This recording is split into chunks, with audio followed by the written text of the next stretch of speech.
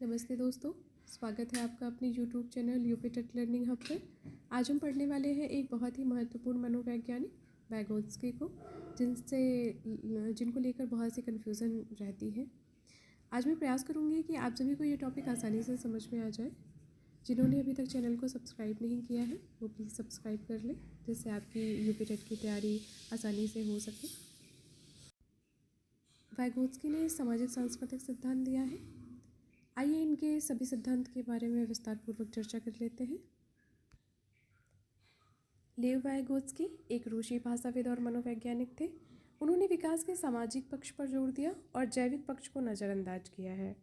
अर्थात इसका मतलब यह है कि उन्होंने माना कि बच्चों का विकास ज़्यादातर समाज से होता है या सामाजिक पक्ष से होता है। सामाजिक पक्ष का अर्थ है जैसे हमारा समाज, हमारे आसपास के लोग, जैसे उसमें है माता पिता, भाई बहन, दोस्त, भाषा, संस्कृति, इन सब से ही बच्चे का विकास होता है। जो ज़्यादातर विकास है मतलब वो इन्हीं सब चीज़ों से होगा, ना कि जैविक पक्ष से। उन्होंने जैविक पक्ष को पूर्णतः नकार दिया है कि जो जैविक पक्ष अर्थात जन्म से मिलने वाली क्षमताएं, जैसे कि आईक्यू हो गया, हमारी शारीरिक क्षमताएं हो गई, हमारा ब्रेन डेवलपमेंट हो गया, उन्होंने बोला कि इन सब का हमारे विकास से कोई अर्थ ही नहीं है। बच्चों का विकास इन सब पे निर्भर ही नहीं करता।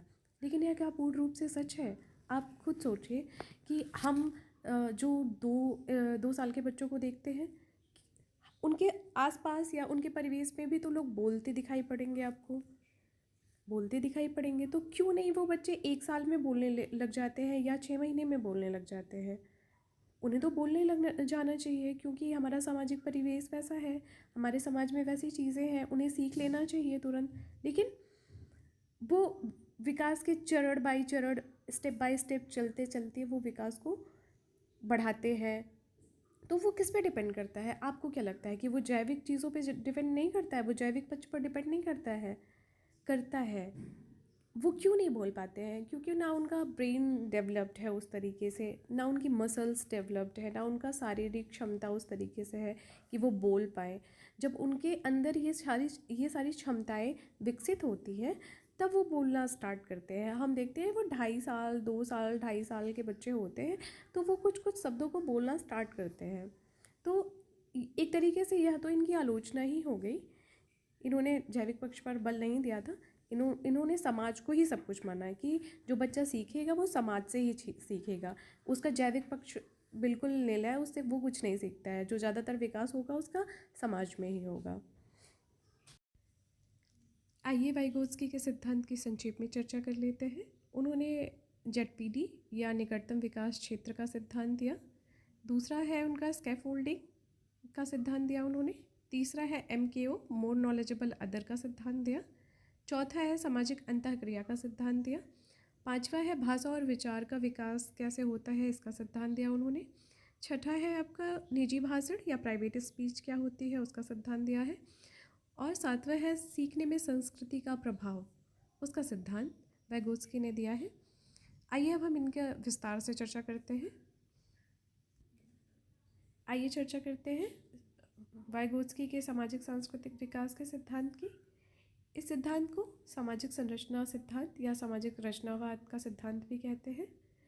इसका अर्थ होता है कि विकास जो होता है वो सूचनाओं के आदान प्रदान से होता है। अर्थात हम जितना ही आपस में सूचनाओं का आदान प्रदान करेंगे या बातचीत करेंगे, सामान्य भाषा में समझते हैं, जितना हम अंतःक्रिया करेंगे, अंतःक्रिया इन द सेंस कि बातचीत, लेन देन, मेल मिलाप, ये सब करेंगे, उतना ही विकास ज़्यादा होगा। और जितना ही हम एकांत में रहेंगे या हम अपनी सूचनाओं का आदान प्रदान कम करेंगे, उनका विकास कम होगा। आप समझ रहे होंगे? अर्थात जितना हम सूचनाओं का आदान प्रदान अधिक करेंगे उतना विकास अधिक होगा या विकास होने के चांसेस ज़्यादा होंगे। आइए वाइगोत्स्की के दूसरे सिद्धांत की तरफ बढ़ते हैं। आइए देखते हैं अधिगम और विकास। वाइगोत्स्की का मानना था अधिगम जब करते हैं तो वो अधिगम के कारण विकास को पीछे छोड़ देता है। अधिगम जो होता है वो विकास को पीछे छोड़ देता है। आइए इसको हम समझते हैं।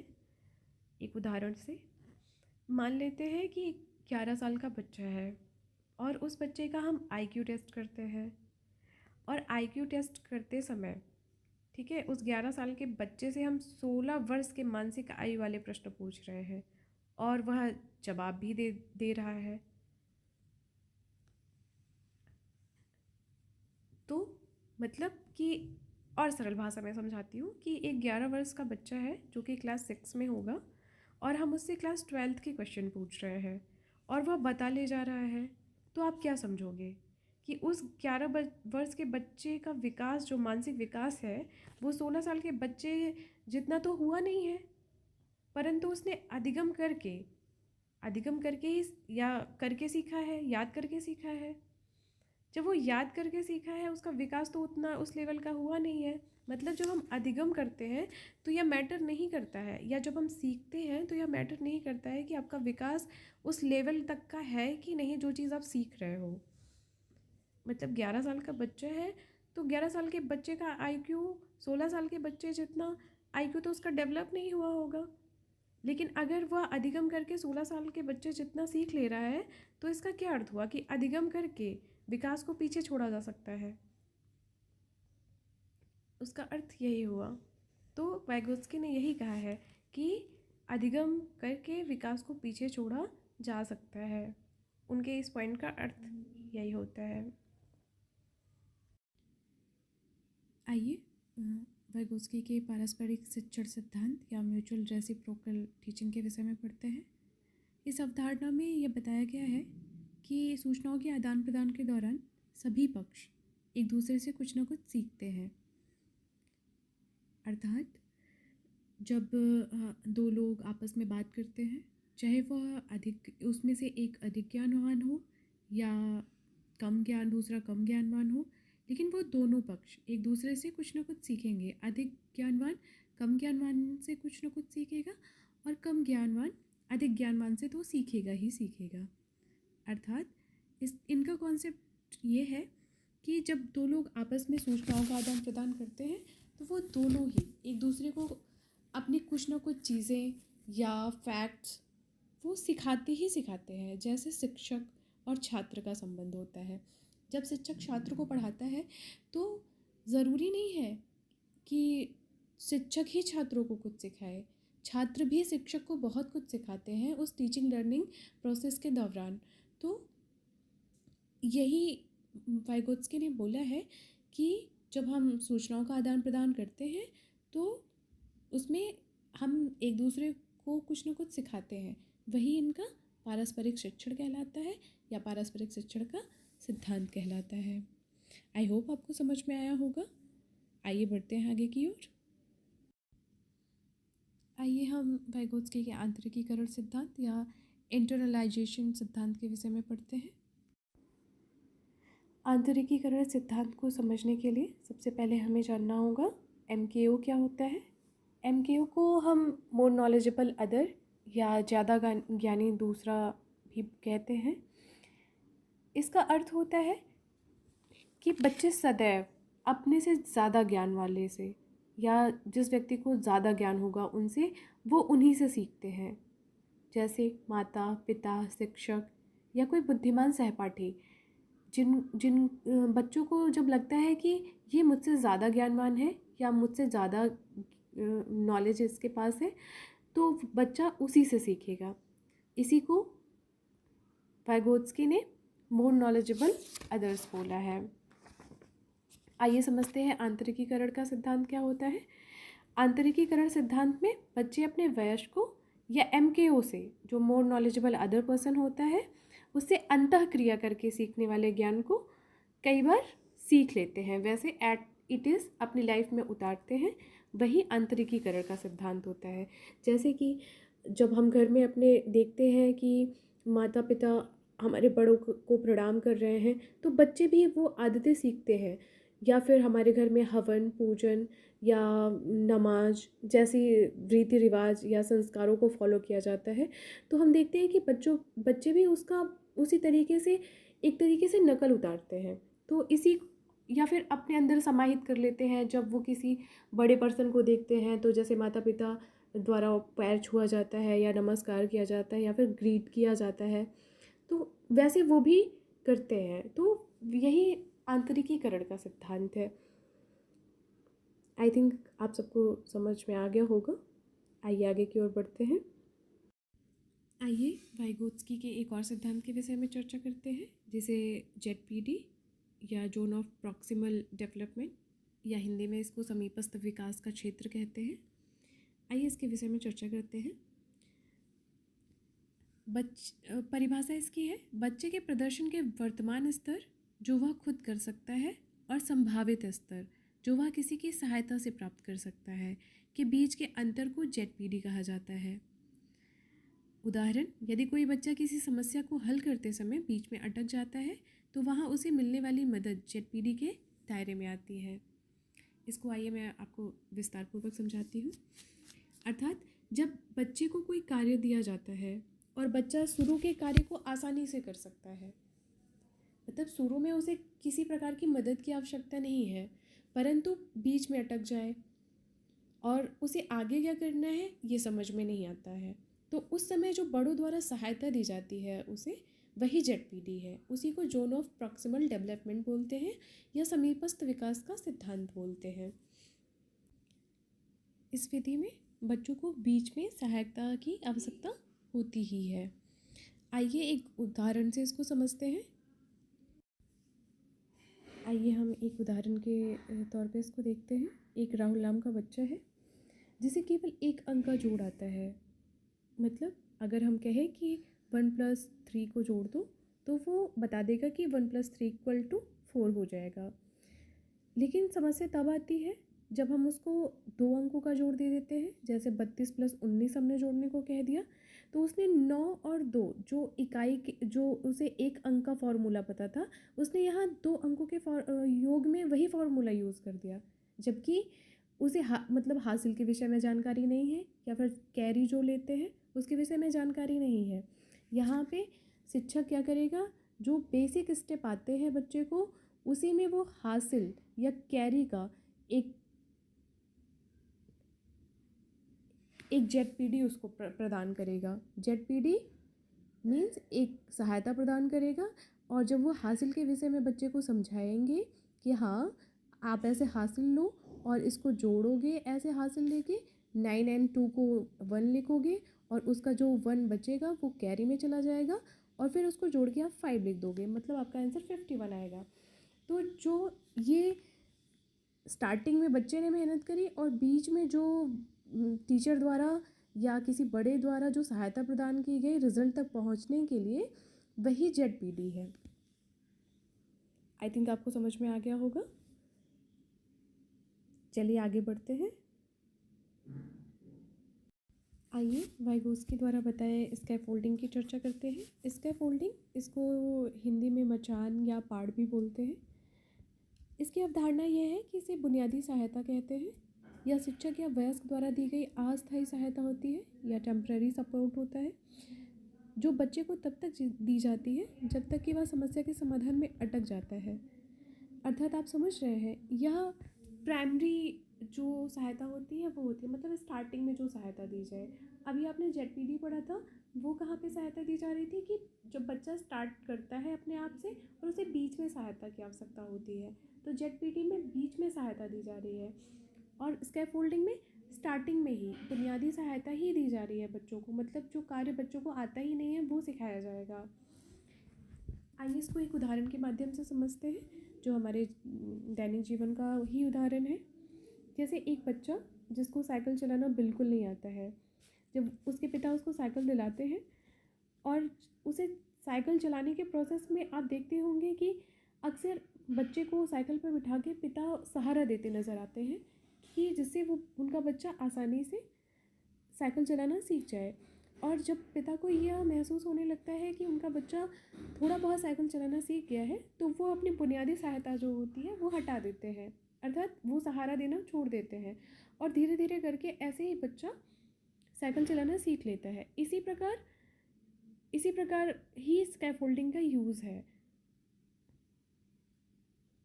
यह जो सहायता होती है शुरुआत में ही दी जाती है, और जब धीरे धीरे यह समझ में आने लग जाए कि हाँ ये बच्चा सीखने लग गया है, तो वह सहायता धीरे धीरे कम कर दी जाती है, जिससे बच्चा कोई भी कार्य को सीख जाता है। आई होप आपको समझ में आ गया होगा इस स्कैफोल्डिंग और जेडपीडी में अंतर। देखिए, इस स्लाइड में भी यही बताया गया है इसकी विशेषता, कि यह सहायता स्थायी नहीं होती है, जैसे जैसे बच्चा सीखना शुरू करता है या धीरे धीरे कम कर दी जाती है। उदाहरण भी दिया गया है, शिक्षक द्वारा किसी कठिन प्रश्न का आधा हल उपलब्ध कराना या संकेत देना। आइए चलते हैं दूसरे टॉपिक पे। देखिए, इस स्लाइड में भी यही बताया गया है, इसकी विशेषता है यह सहायता स्थायी नहीं होती है और जैसे जैसे बच्चा सीखना शुरू करता है यह धीरे धीरे कम कर दी जाती है। उदाहरण, शिक्षक द्वारा किसी कठिन प्रश्न का आधा हल उपलब्ध कराकर या संकेत देकर। आई होप आपको समझ में आ गया होगा। आइए इसको आगे समझते हैं। इस स्लाइड में देखिए, जेडपीडी और स्कैफोल्डिंग का सिंपल अर्थ बताया गया है। जेडपीडी का अर्थ है सहायता लेना, वह क्षेत्र जहाँ मदद की ज़रूरत हो। स्कैफोल्डिंग का अर्थ है सहायता देना, वह प्रक्रिया या तकनीक जिसमें मदद दी जा रही हो। इन शब्दों को आप विशेष तौर से पढ़िए और गौर से पढ़िए और इसी पे विशेष फोकस रखिए जब आपसे पूछे कि जहाँ मदद मांगी जा रही हो वहाँ जेडपीडी होगा, और जहाँ मदद की जा रही हो खुद से जाके वहाँ पे स्कैफोल्डिंग होगा। ये बेसिक डिफरेंस है दोनों में, इसको याद रखिएगा। परीक्षा के पॉइंट ऑफ व्यू से यह बहुत इंपॉर्टेंट है, ऐसे ही प्रश्न पूछे जाते हैं। आइए डिस्कस करते हैं इस स्लाइड को। ये वाइगोत्स्की का भाषा और विचार का सिद्धांत है। इसमें वाइगोत्स्की ने इसे दो मुख्य चरणों में बांटा है। एक तो 0 से 2 वर्ष, जिसे अमनोवैज्ञानिक अवस्था कहते हैं, और दूसरा है 2 वर्ष के बाद, इसे मनोवैज्ञानिक अवस्था कहते हैं। जो अमनोवैज्ञानिक अवस्था है, इस दौरान भाषा और विचार अलग अलग होते हैं, अर्थात बच्चा बोलता कुछ और है और सोचता कुछ और है, लेकिन धीरे धीरे भाषा विचार पर हावी होने लगती है। आइए इसको आसान भाषा में अब मैं आपको समझाती हूँ। वाइगोत्स्की का मानना है कि शुरुआत के जो 2 वर्ष होते हैं, मतलब 0 से 2 वर्ष में बालक में भाषा और विचार अलग अलग होते हैं, क्योंकि 2 वर्ष के बच्चे बोल नहीं सकते हैं, उनके मस्तिष्क में विचार आते हैं केवल। वो बोल तो सकते नहीं हैं, वो अभिव्यक्ति कर नहीं सकते, वो अपनी बात को रख नहीं सकते क्योंकि उनको बोलना ही नहीं आता है, परंतु उनके मन में विचार तो आते ही हैं ना, विचार तो वो सोचते ही हैं, थिंकिंग आती है, तो वह अपने विचार को कार्य करके या क्रिया करके व्यक्त करते हैं। जैसे आपने देखा होगा कि कोई बच्चा है, बच्चे को खिलौने को देखकर उसका मन होता है कि मुझे खिलौना चाहिए, तो वो बोल तो सकता नहीं है, लेकिन उसको विचार तो है ना कि वो उसे चाहिए। तो इसके लिए वो क्या करता है, उंगली से दिखाएगा या फिर रोने लग जाएगा। तो इसी आधार पर हम क्या समझ जाते हैं कि हाँ बच्चे को वो खिलौना चाहिए। तो वाइगोत्स्की ने यही कहा है कि सोच अलग होती है और भाषा अलग होती है इस उम्र तक, मतलब 0 से 2 वर्ष में सोच अलग होगी और भाषा अलग होगी, मतलब उसे व्यक्त करने का तरीका अलग होगा क्योंकि वो बोल नहीं सकता। इसलिए आइए इसके दूसरे चरण के विषय में पढ़ते हैं, जो कि है मनोवैज्ञानिक अवस्था, जो 2 वर्ष के बाद होती है। इस अवस्था में बच्चा शब्दों और संकेतों का उपयोग करने लगता है, तो उसके विचार प्रकट करने आसान हो जाते हैं। यहाँ भाषा ही विचार को निर्धारित करती है, मतलब भाषा ही विचार को निर्धारित करती है। इसमें कहने का मतलब है कि जब 2 साल का बच्चा बोलना सीख जाता है तो वह अपने विचारों पर, मतलब उसके विचारों पर भाषा हावी होने लग जाती है। अब बच्चा खिलौना देखकर रोता नहीं है, बल्कि वह बोलता है कि उसे वह खिलौना चाहिए, जिससे लोग समझ जाते हैं। तो इसीलिए वाइगोत्स्की ने कहा है कि अब विचारों पर भाषा हावी हो जाती है। उसे विचार व्यक्त नहीं करना है कि हाँ वो रोने लग जाए, ऐसी कुछ चीज़ें करने लग जाए, उसके विचारों पर भाषा हावी हो गई है, मतलब वो बोल कर अपनी चीज़ों को व्यक्त कर सकता है। इसीलिए बोला है वाइगोत्स्की ने कि विचारों पर भाषा हावी हो जाती है। हावी हो जाने का अर्थ समझ रहे हैं यहाँ पे, मतलब विचार नीचे दब जाते हैं और भाषा विचारों के ऊपर हावी हो जाती है। आई थिंक आप समझ गए होंगे। आइए वाइगोत्स्की द्वारा बताए निजी वार्ता के विषय में चर्चा करते हैं। यहाँ पर इस स्लाइड में आप 2 शब्द देख रहे होंगे, एक निजी वार्ता है, एक आंतरिक वार्ता है। उसको इंग्लिश में प्राइवेट टॉक एंड एक इंटरनल टॉक होती है। जो निजी वार्ता होता है, इसमें क्या होता है कि जब बच्चा कोई कार्य करते समय खुद से बात करे और ज़ोर ज़ोर से बात करे, मतलब बोल बोल के कि मुझे ये करना है, मुझे ये खाना है, वो खा रहा हो और बोलता रहे। आप देखते होंगे कि कभी बच्चा खाता रहता है और बोलता है कि अपना नाम लेके ही कि रोहन को पहले दाल पीनी है, फिर उसको चावल खाना है, फिर रोहन रोटी खाएगा, और वो बोलता रहता है और करता रहता है। तो मतलब जब बच्चा कोई कार्य करते समय खुद ही ज़ोर ज़ोर से बात करे और जो वो बात दूसरों को सुनाई पड़े, उसे हम कहते हैं निजी वार्ता। वो होती है निजी वार्ता।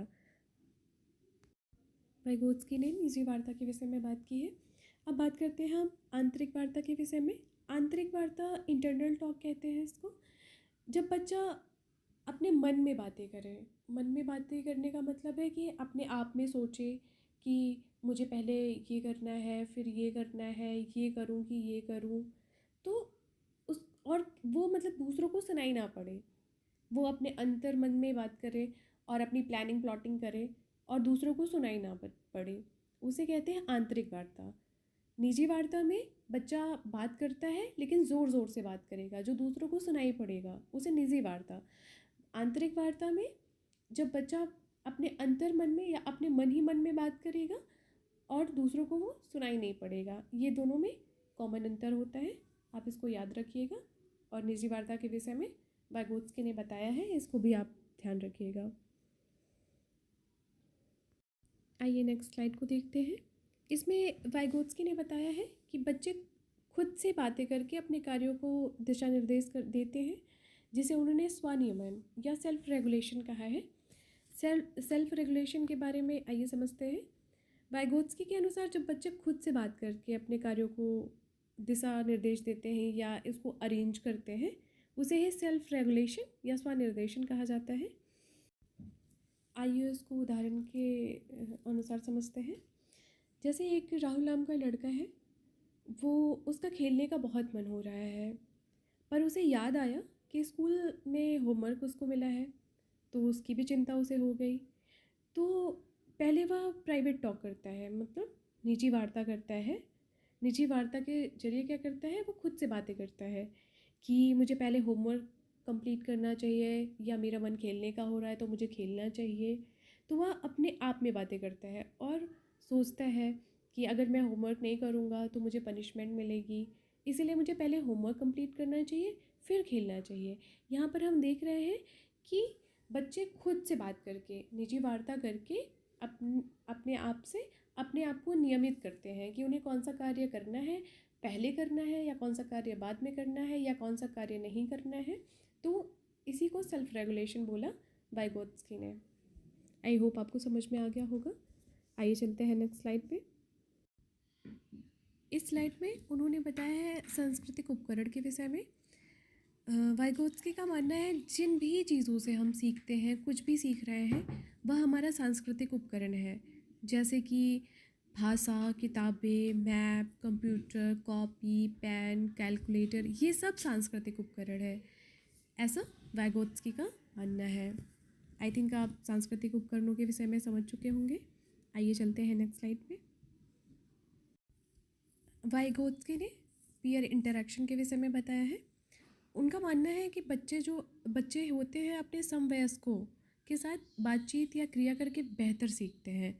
आपने देखा होगा कि जब एक ही उम्र के समवयस्क का अर्थ है अपने उम्र के बच्चों के साथ वो बातचीत करके या उनके साथ क्रिया करके, कोई कार्य करके, अगर उनको हम ग्रुपिंग में कोई काम देते हैं तो बच्चे ज़्यादा अच्छा सीख पाते हैं, ऐसा वाइगोत्स्की का मानना था। इसी को इन्होंने पीयर इंटरैक्शन कहा है। आइए आगे चलते हैं। आइए वाइगोत्स्की की प्रसिद्ध पुस्तकों के बारे में चर्चा कर लेते हैं। उनकी दो प्रमुख पुस्तकें हैं। पहली है द साइकोलॉजी ऑफ आर्ट, कला का मनोविज्ञान, और दूसरा है लैंग्वेज एंड थॉट, भाषा और विचार। ये पुस्तक परीक्षा की दृष्टि से बहुत इम्पॉर्टेंट है, तो आप इसको ज़रूर याद रखिए। और आपको हमारा कंटेंट कैसा लगा ये ज़रूर बताइएगा। अगर आपको यूपी टेट की तैयारी फ्री में करनी है तो इस चैनल को ज़रूर सब्सक्राइब कर लें। और यह परीक्षा की दृष्टि से सारे इम्पॉर्टेंट फैक्ट्स ही दिए हैं इसमें अदर कुछ भी नहीं समझाया गया है आपको। और मैं जितना भी आसान भाषा में समझा सकती हूँ आपको, वो मैंने प्रयास किया है। इसको पढ़िए और पढ़ के मुझे फीडबैक देते रहिए, जिससे मेरा भी मनोबल बढ़ता रहे। Thank you.